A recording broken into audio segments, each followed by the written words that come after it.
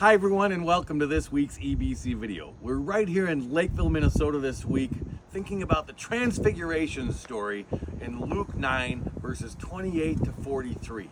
And we're here because, well, nothing says the bright radiance of God like being here in the dark.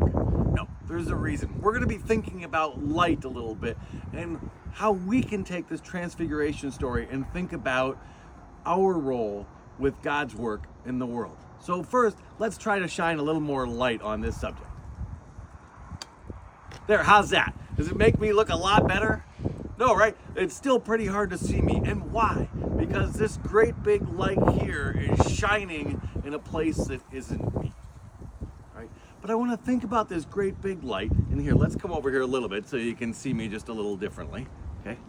I want to think about that great big light as we think about what James and John and Peter were doing at the Transfiguration. We're told that Jesus went up the mountain and he brought James and John and Peter with him. And, we kind of assume that there was a reason why they were there. When they see all of a sudden Jesus gets bright like a flash of lightning, and then Elijah and Moses show up. And what are John and James and Peter doing? Well, the Bible tells us they've sort of grown heavy with sleep. They've fallen asleep. Does that make any sense? But then they do wake up and they see Jesus there, and they see Jesus with James and John and Peter. And Peter says, "Why don't we make 3 tents for you?" And the Bible actually says Peter doesn't really know what he's saying at that point.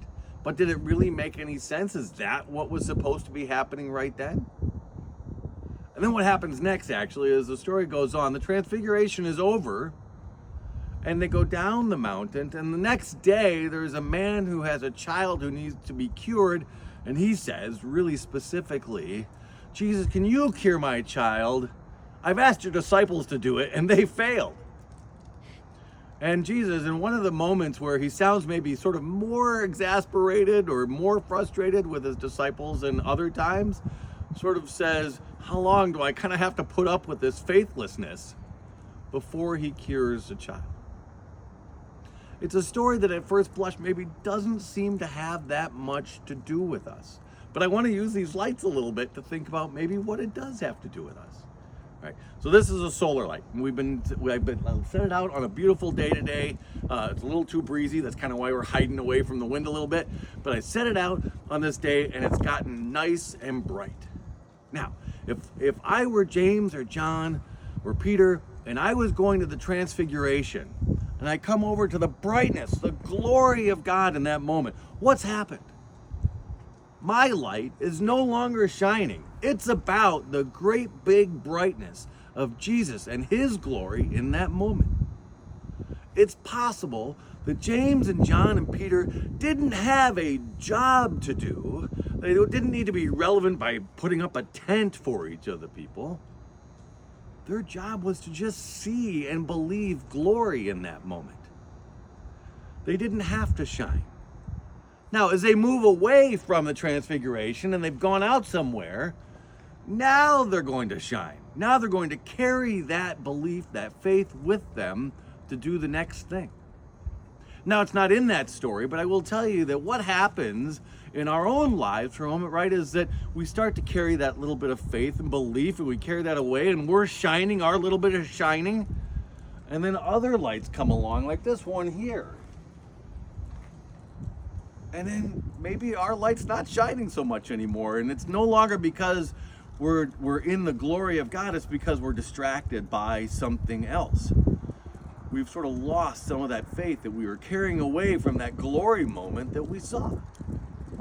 Right? So if we don't focus on that for a moment, then we get back to doing our shining.